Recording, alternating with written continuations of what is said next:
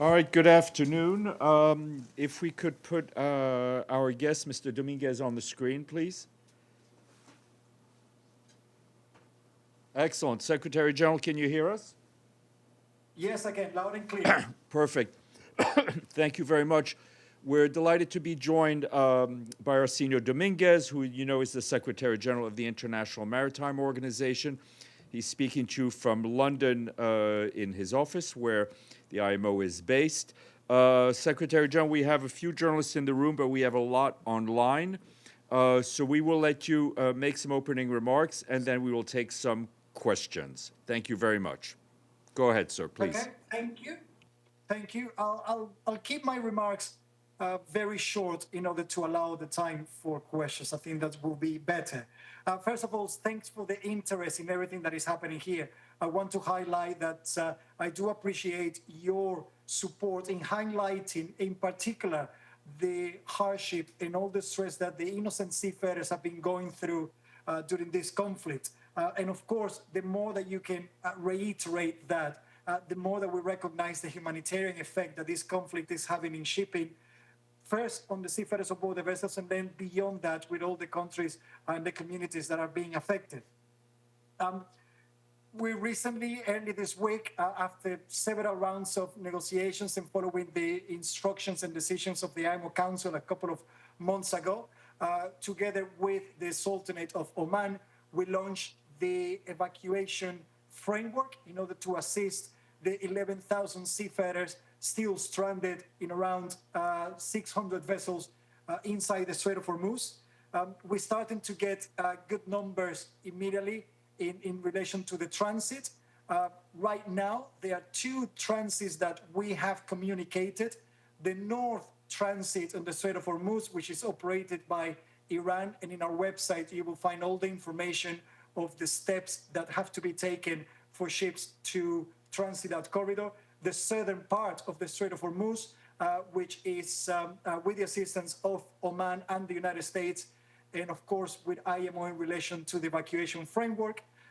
We cannot use at present the traffic separation scheme that has been established by IMO since 1968, because in accordance to the Memorandum of Understanding signed between Iran and the United States, as well as information that we have from several countries, there's a presence of mines, which of course is a hazard for vessels, and until that part of the straits is demined, it is not safe to do so. And for us, any transit, any mechanism that can be put in place, or the resumption of trade, has to provide the securities for the seafarers. Yesterday, we received first some notifications of messages that were sent by INRC to the vessels in the region that using an unauthorized corridor will actually reflect in legal sanctions. I needed to understand what the legal sanctions were, but then afterwards we received confirmation of a ship that was hit after transiting the Strait of Hormuz on the southern part of the strait. And of course, thankfully there were no casualties, but of course, the moment that there is any negative impact on shipping and seafarers, I took the decisions following further consultations with some countries, particularly in the region, to pause temporarily the evacuation framework. I'm working currently diligently with several parties. I've been in conversations from the countries in the region, the membership of the organization, and in particularly Oman, the United States, and Iran, in order to find these guarantees that were provided at the beginning that vessels will not be targeted and that flow of trade will continue, particularly to evacuate the seafarers. And as soon as I get further confirmations of that, we're ready to reinitiate the process of evacuation. In the meantime, one of the main reasons as well for establishing these mechanisms is in order to maintain an orderly approach in evacuation in a way that we avoid any collisions on an area that, of course, is very narrow as it is the Strait of Hormuz. And just to conclude, from the moment that we launched the evacuation framework at the beginning of the week, to this morning, and I want to quote that the numbers that I will provide you are not completely final because I still need some time to verify if any transits that have been taking place this morning. We have been able to evacuate at least around 115 vessels, that's 115, have evacuated in the last 3.5 days, representing around 2,500 seafarers that have now safely left the Strait of Hormuz. Whilst we have paused the evacuation from IMO, there's still some vessels that are transiting in the southern part of the Strait of Hormuz, and this is why it's important to reactivate the mechanism in order to provide more safety guarantees for all the vessels that are waiting to transit. I'll stop here and then I will take any questions that you may have. Thank you very much. We'll first go in the room, and then we'll take some questions online. Ephraim, please introduce yourself. Thank you so much. My name is Ephraim Kusaifi with Arab News Daily, and on behalf of the United Nations Correspondent Association, thank you for speaking with us today. I have two questions for you. You said that the evacuation plan will be paused until further clarity is obtained. May I ask what kind of clarity exactly are you seeking? Where will the clarity come from? So what does clarity sound like exactly? Can you tell us in details? And second, you said that the Ever Lovely, the ship that got hit, did not transit under IMO's evacuation framework. You didn't give us any more details. Can you tell us what happened exactly? Why did it not? What happened exactly? Thank you. Thank you. Go ahead, Esme. Thank you. I'll start with the latter question. We're still on investigation on exactly what happened to the vessel, but it was hit yesterday after it have transited the Strait of Hormuz on the southern corridor. The majority of the vessels are reporting either to the coordinates that we have provided that are being operated by Oman, others are responding or contacting the authorities in Iran in order to use the northern corridor. This particular vessel, what I can confirm to you is that it was not contacting the authorities in Oman in order to transit following the evacuation framework. That's what I make that mentioning. The vessel still took at some point their own risk assessments in order to transit the corridor. In relation to the guarantees, it's in particular the safety of the vessels and the seafarers, that there will be no action like the one that took place yesterday in relation to the possibilities of threatening a vessel or attacking a vessel for using one or another corridor. Those are the guarantees that I'm looking to reinstate in order for those to resume operations. Go ahead. Thank you very much. Bisan Abu Quaik with Al Jazeera Arabic. Just to further clarify, what are the talks looking like that you are having with different parties to get these guarantees and actually get this evacuation back in place?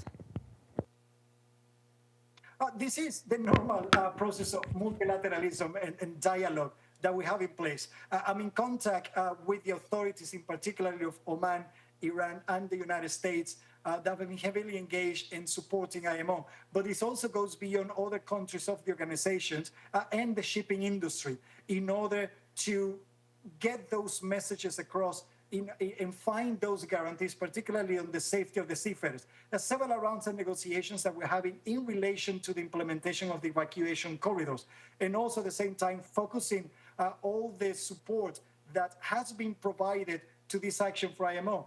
I can give you an example of the statement that was issued yesterday by the United States and all the GCC countries in support of the activities of this evacuation corridor in order to provide a process for the innocent seafarers to leave the region safely. Thank you. We'll now go online. Yoshita Singh, Press Trust of India.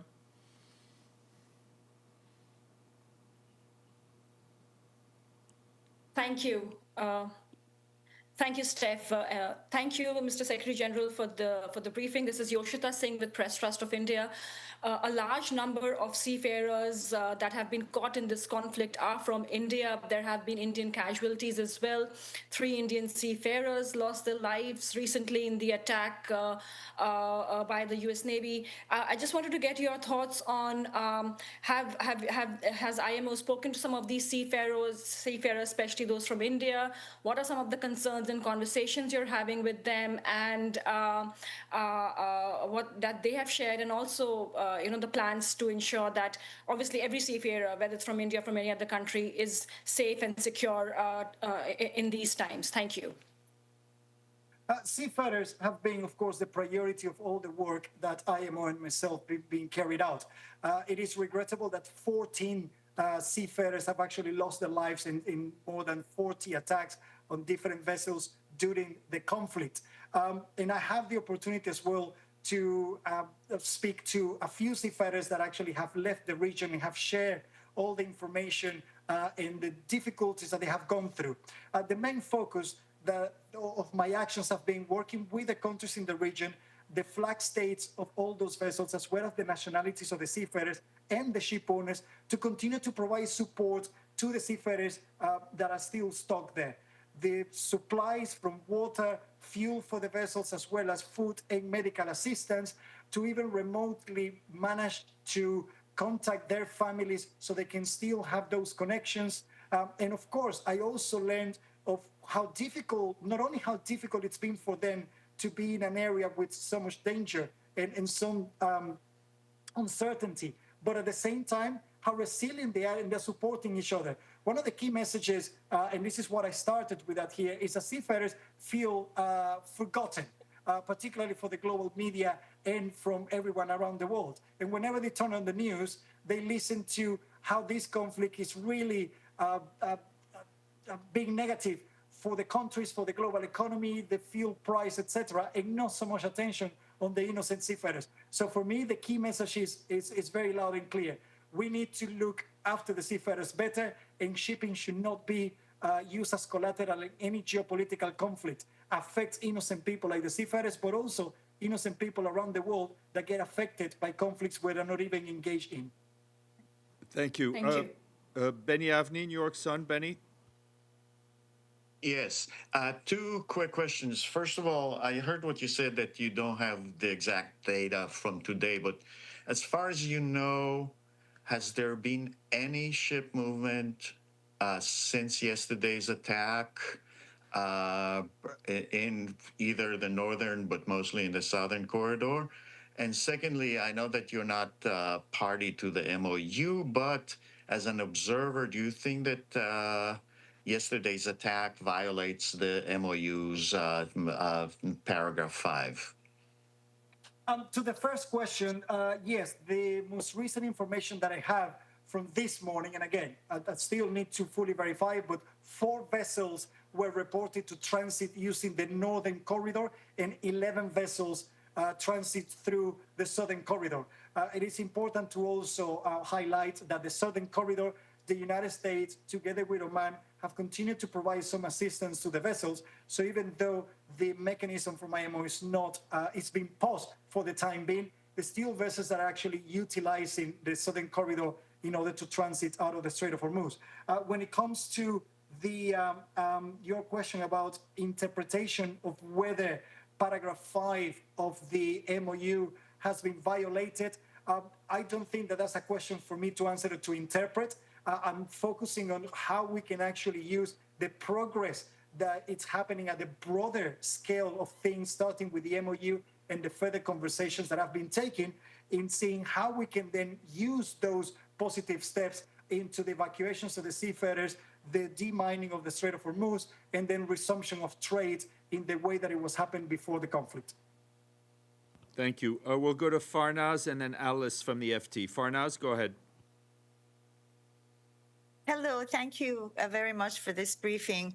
I wanted to know whether you are in regular contact with the Iranians, you coordinate when you're organizing safe passage as part of the plan for IMO to coordinate with the Iranians, and what are they telling you in terms of safe passage of ships and when things can resume to normal? Thank you. I will have not started the implementation of the evacuation framework until there were conversations and guarantees that from the authorities, particularly when it comes to Iran, Oman, and the United States, that have been assisting me greatly in this, that it will be safe for vessels to cross. And of course, my direct point of contact with Iran is always through the embassy here in London, as well as the Ministry of Foreign Affairs in Iran, which of course is the one that has direct representation and communications with international organizations from the UN, such as IMO. And of course, that's what I'm working on, that we receive those guarantees. We always take on board any concerns. I maintain constant communications with all the parties. And as soon as I'm comfortable with the communications that I receive from them, that this is something that can continue, that will go on, and that the transit of the vessels will be respected, regardless of the corridor that they decide to take, the northern or the southern corridor, then we will reactivate it. So in other words, you are independently determining which corridors are safe, or are you doing that in coordination with, or is Iran determining in coordination with you? Like, who's deciding here? I don't work in isolation. I think it's important to recognize that this is a joint effort, and that's what I speak regularly with all the member states at IMO. There's several countries that work with me. I can even mention, for example, the Coalition of the Willing, the United Kingdom, as well as France, that are using their diplomatic channels to also send the same messages. This is not something where I'm going to make a final decision. On the daily basis, I'm also speaking to the industry representatives that they speak to their operators. The more information that we get, the more information that then I have in place in order to make sure that the countries are all ready to continue the evacuation of the vessels. Thank you. All right, we'll go to Alice from the FT. And Brilliant. Thank you. Thank you for this briefing. I've got two questions, one shorter, one longer. What have you heard from Iran since the attack yesterday? Have they said anything about a resumption of the evacuation plan or anything of that sort? And then do you foresee a situation where we have to accept a regime whereby Iran and Oman are paid for management of the Strait, simply to avoid, this leverage being used again in future in the way that Iran has? Thanks. On the first one, I'm still in communications with the parties in the region, in particular with Iran.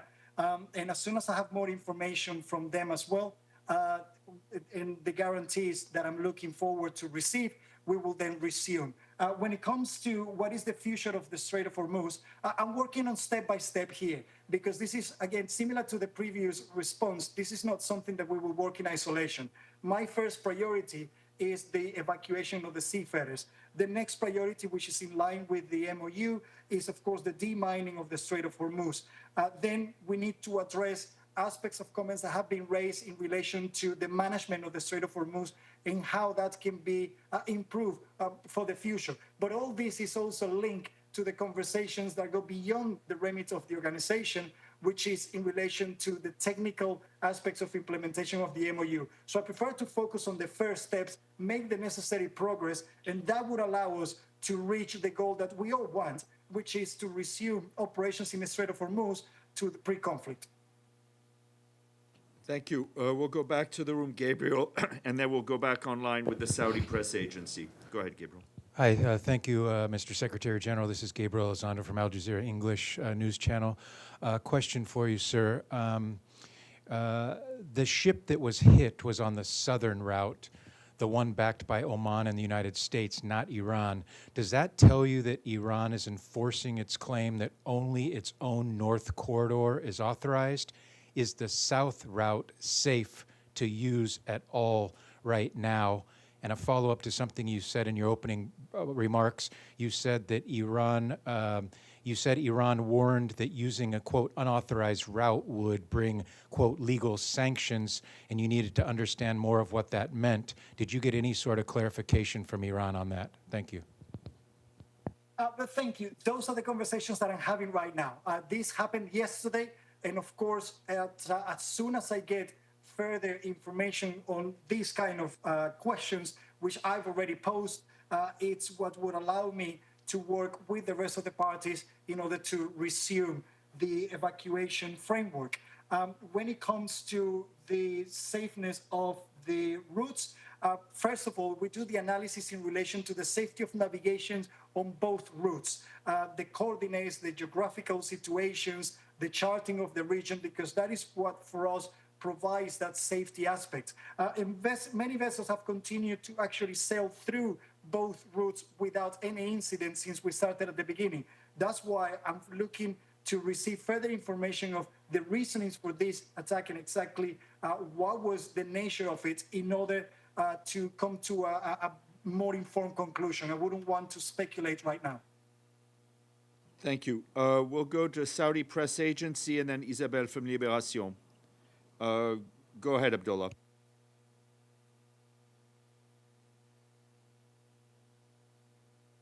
Yes, hello. I am from SN Arabian newspaper. So, Mr. Secretary General, I realize that my question is not directly related to the situation in the Strait of Hormuz, but it's concerned the broader maritime security environment in the region. In addition of the security risk in the Strait of Hormuz, the Red Sea and Gulf of Aden, we have recently seen the hacking of vessels of the Yemeni coast, and it is different to the Somalia. Does the IMO see this an indication of increasing maritime security threats in the region? And what the additional support can the organization provide to the coastal states, including the Yemeni Ministry of the Transport, to strengthen the maritime safety and protect the seafarers? Thank you.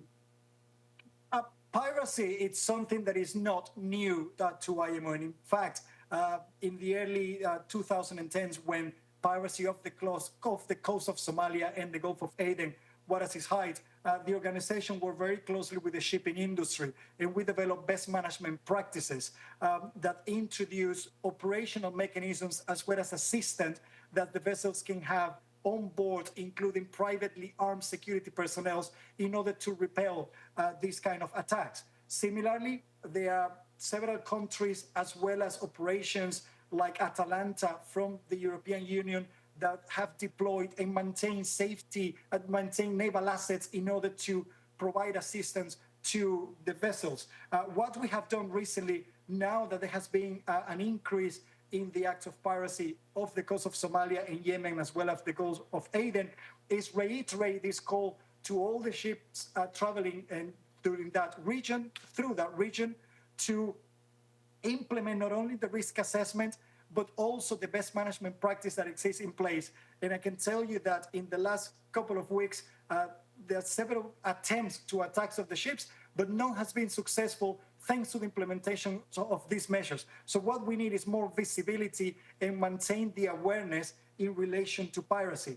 The difference between piracy and all the geopolitical conflicts like what we have in the Red Sea, the Black Sea, and now around the Strait of Hormuz is that piracy is something that ships can repel and can actually defend from. But other type of attacks that involves drones and missiles is something that the ships and the seafarers are not trained for, and they're not equipped to actually defend themselves from that.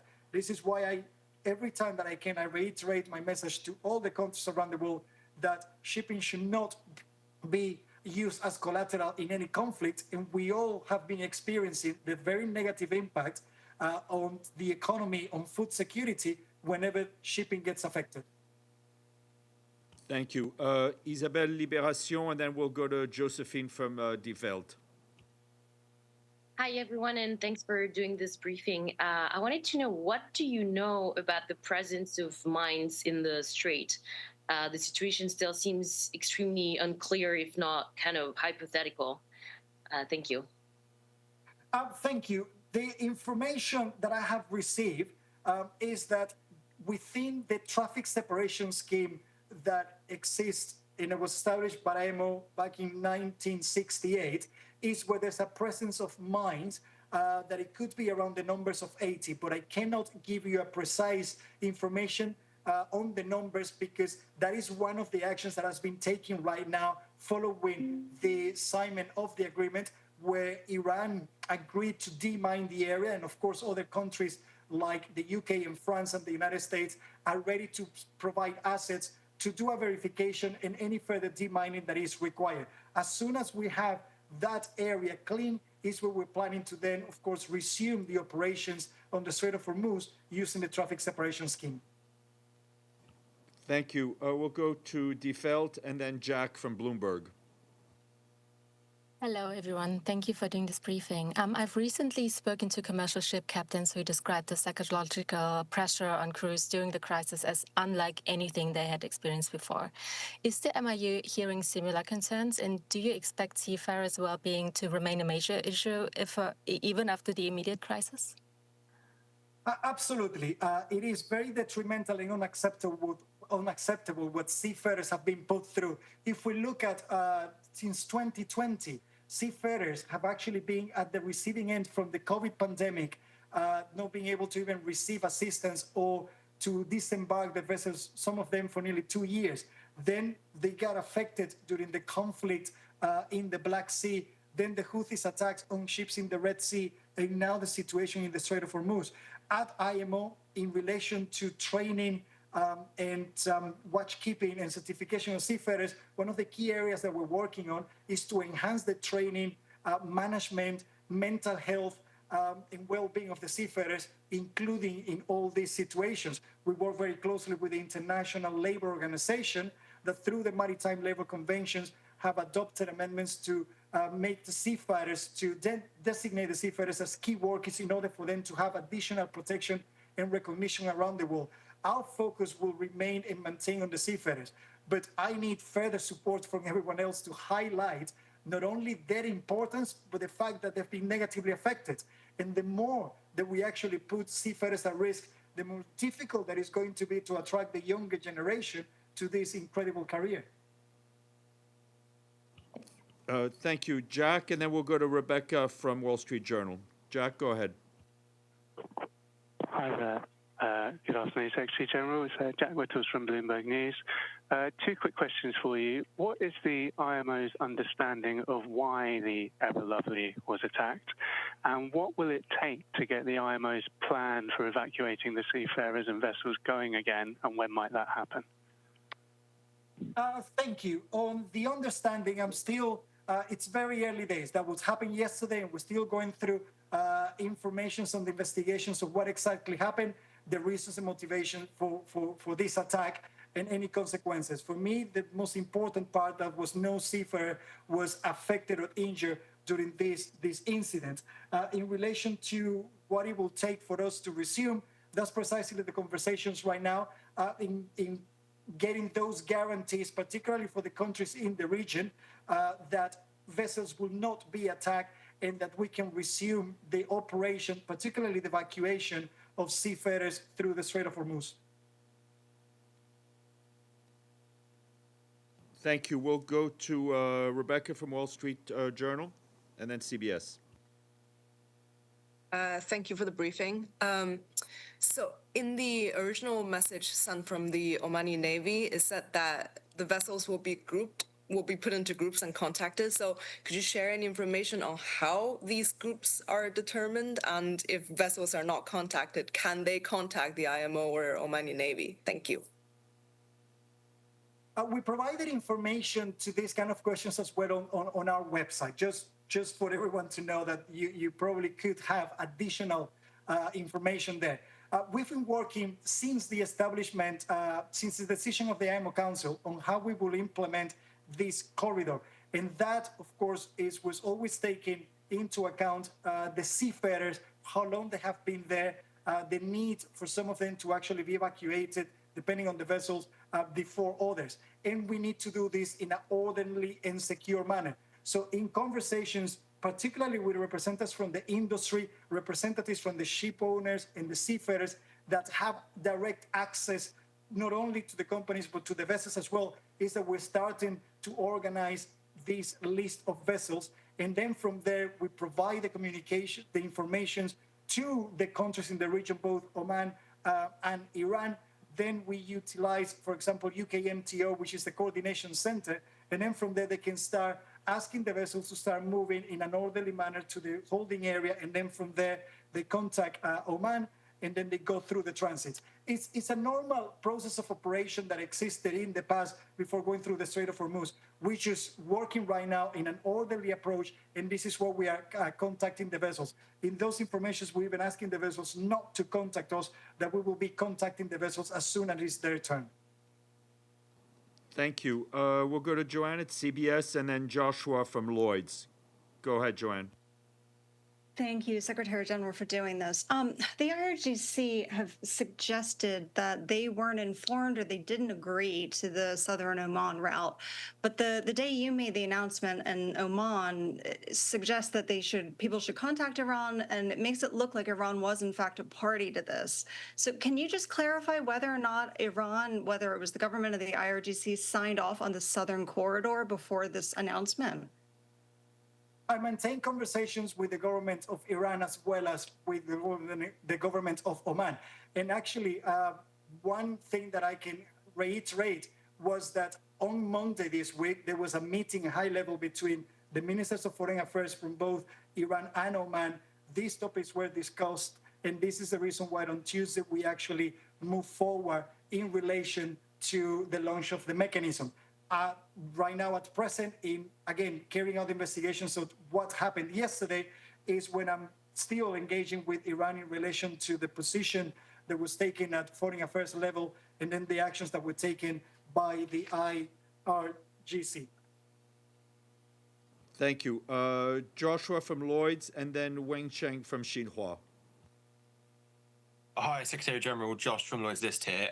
Given that Iran, Oman and the US were consulted on the plan beforehand, even if you do get the guarantees you're looking for, why should ship owners trust that the agreement will hold in the future when a vessel was attacked just days after the evacuation plan was announced?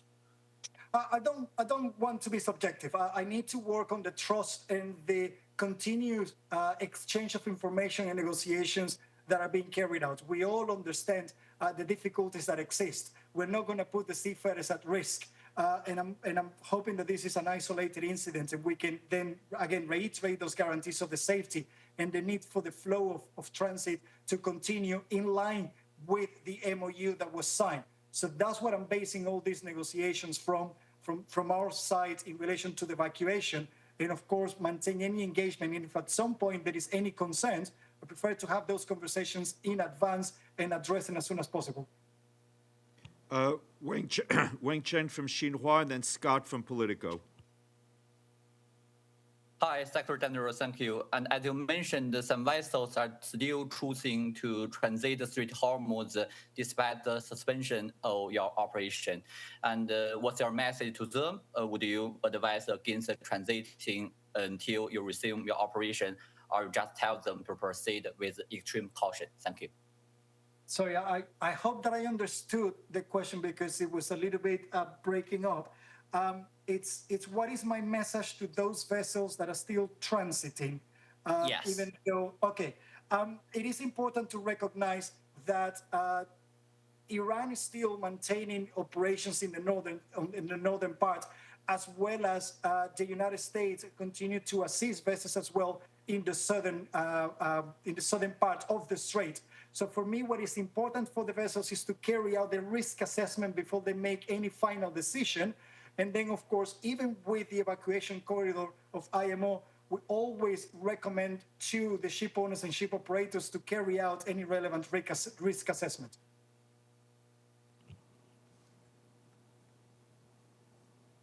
Thank you. We'll go to Scott at Politico and then John at Reuters. Thanks for taking my question. This is largely an evacuation plan, from my understanding. How long do you think it'll estimate? What's your estimate for how long it'll take for all these trapped ships to clear the strait once this pause is lifted? And then also, is there a simultaneous plan to bring back empty ships into the strait? Or is that something that's going to happen after the full evacuation has taken place? When it comes to the time frame, of course, we have to do this progressively. So it will take a few weeks before we can evacuate the still just over 500 vessels that needs to be evacuated. The quicker that we can resume the operations, of course, the quicker that we can start increasing the numbers until we get that evacuation completed. But I'm focusing right now on step one. Any further negotiations in relation to the inbound traffic, at least utilizing the southern route, it's something that needs to be further discussed with the countries in the region.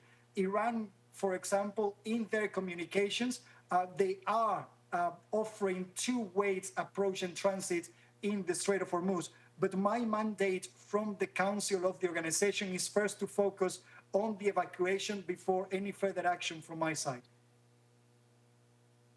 Thank you. We'll go to John at Reuters and then Jonathan at BBC. Thank you, Secretary General, for taking this. I just really wanted to follow up on a lot of the things you've mentioned already, but my key question is really the statements that have been coming out from the Revolutionary Guards in the past 24 hours are pretty strident, that they don't accept any entity or party to be involved in any transits, and they are the central authority for any ships passing through. How are you going to deal with that? And will there come a point where you may have to just put on ice the entire evacuation program if there's no follow-through from that side? Thank you. It's very difficult for me to answer the latter question because I will keep working on any means, any mechanisms that I have in order to evacuate these innocent seafarers and step by step bring back trade into the Strait of Hormuz. I know that not all the decisions are only within the organization, and that's that I follow closely how the implementation of the MOU or the further expansion of the conversations in the MOU would actually play its part. My main point of contact in Iran, of course, is the Maritime Authority and the Ministry of Foreign Affairs. And this is where I'm working as well with and through them to get any further clarifications. I'm open for conversations with all the different parties in this, but I need to actually maintain the positive approach that progress is being made in the whole conflict, and at least vessels are also safely sailing through, and that's what I want to work on. Keep getting those guarantees, speaking to whoever I need to speak and reaching out through other countries as well. This is not just me. Let me clarify something. This is not just me speaking to everyone. This is a combined effort, and there's several countries that are also using their diplomacy in order to actually bring into account or to bring back not only the evacuation, but the next steps that we have to take in the Strait of Hormuz. Thank you. We'll go to Jonathan at BBC and then Nick at PBS.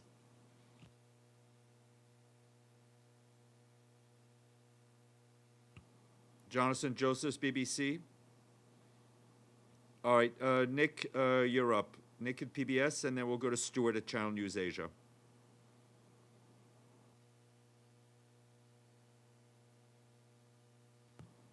Nick, can you hear us? I think you may be muted.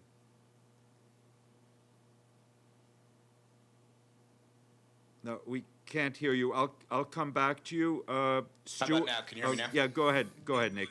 Sorry about that. Thanks, Steph, and thanks, Mr. Secretary General. We haven't asked you about, there's a report of another strike today. I'm just wondering if you've heard that report, whether a ship has been struck just in the last couple hours. And I want to put a point on many of the questions that you've been asked, and just ask very directly.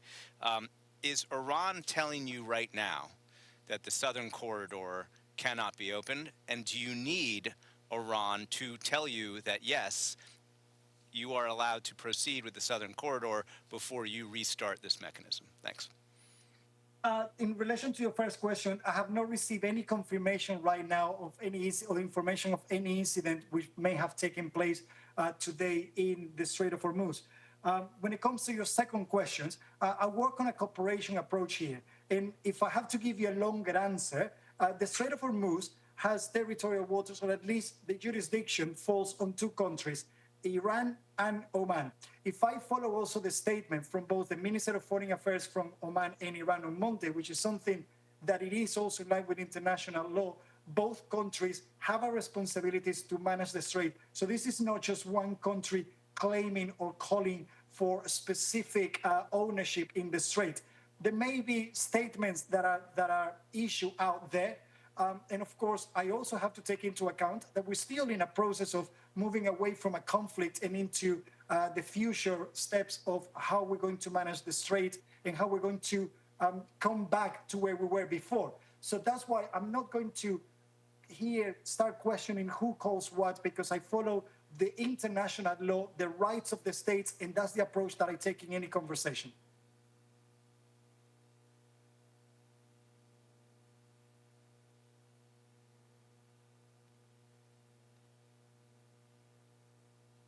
Sorry, Stuart, Channel News Asia, and then Karen at the Washington Post. Go ahead, Stuart. Thank you, Secretary General.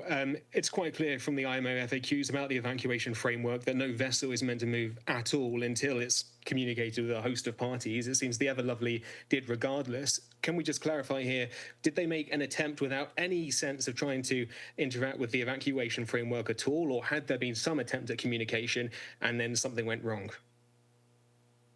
Sorry, let me try to understand whether some vessels have transited the Strait of Hormuz without any communication, or trying to communicate with IMO and they didn't get any response. Specifically on the Evergreen Ever Lovely, had it attempted to transit under the IMO evacuation framework, or had it just made a unilateral decision and this time that went wrong?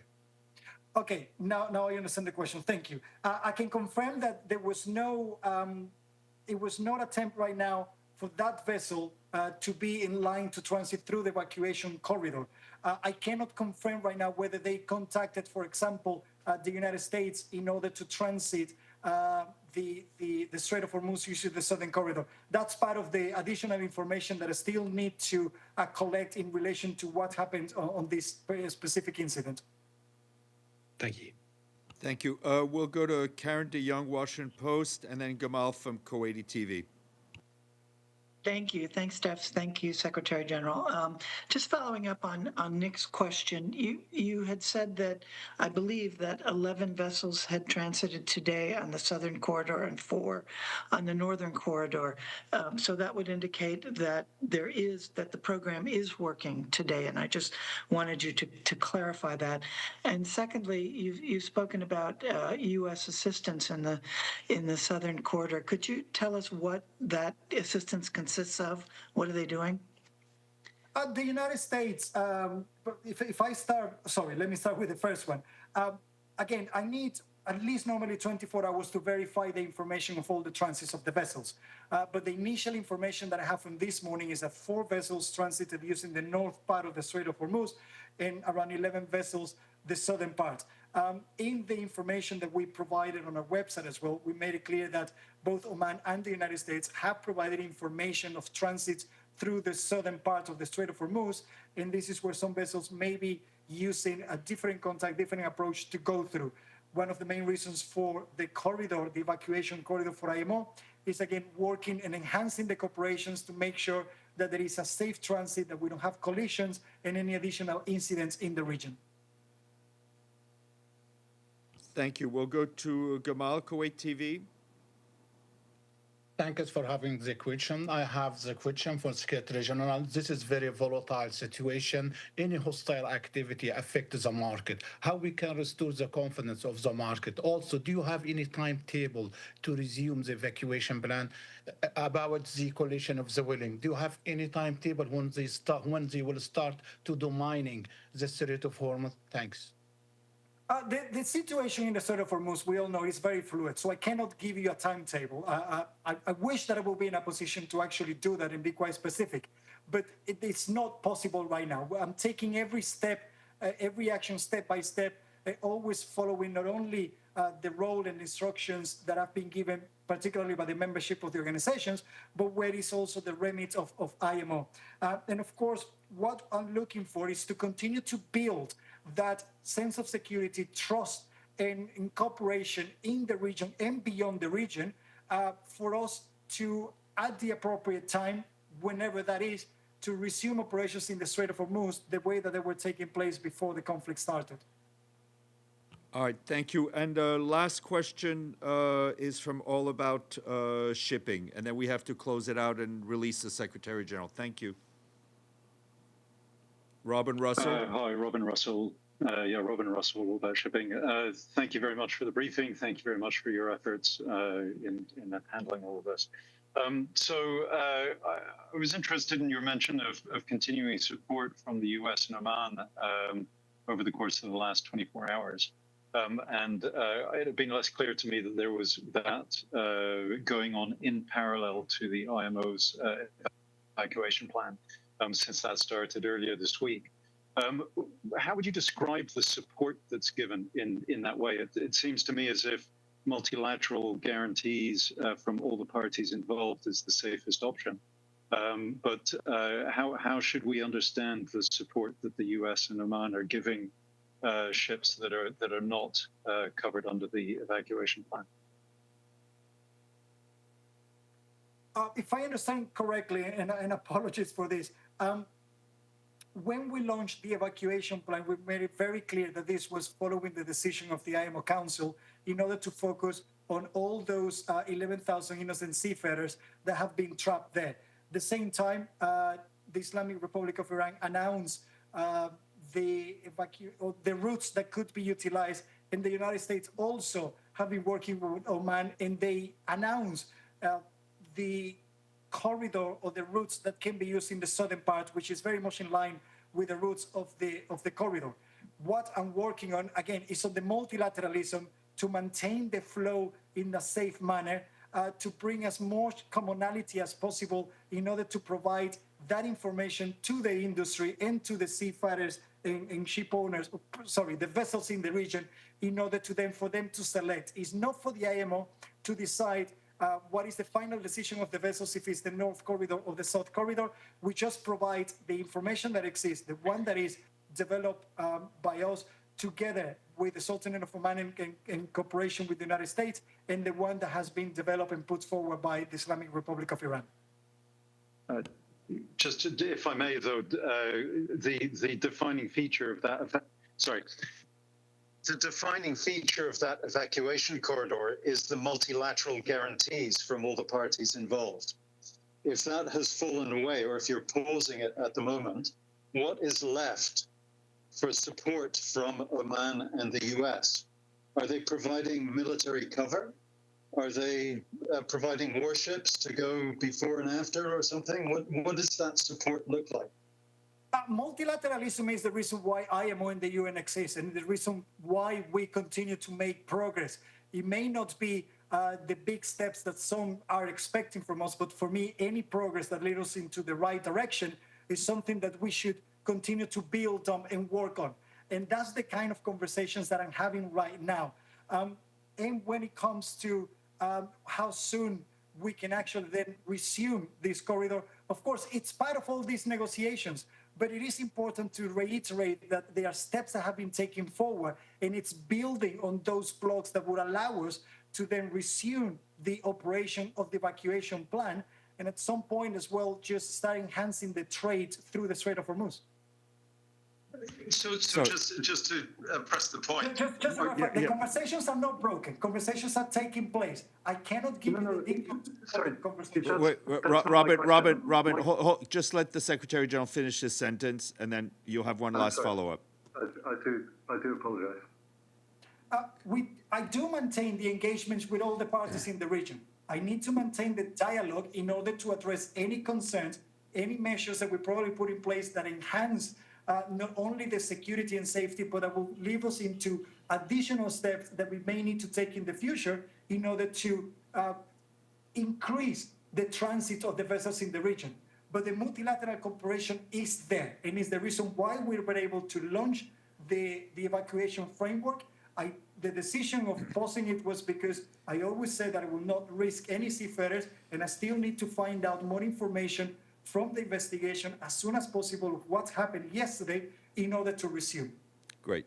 But Secretary General Dominguez, thank you very much. I know we've taken 45 minutes of your time. We had more questions than we can handle, but I think this format works, and we hope to welcome you back as soon as we can. Thank you so much. Thank you, and thank you as well for the media for their interest, and please keep helping me in highlighting the importance and the safety of the seafarers.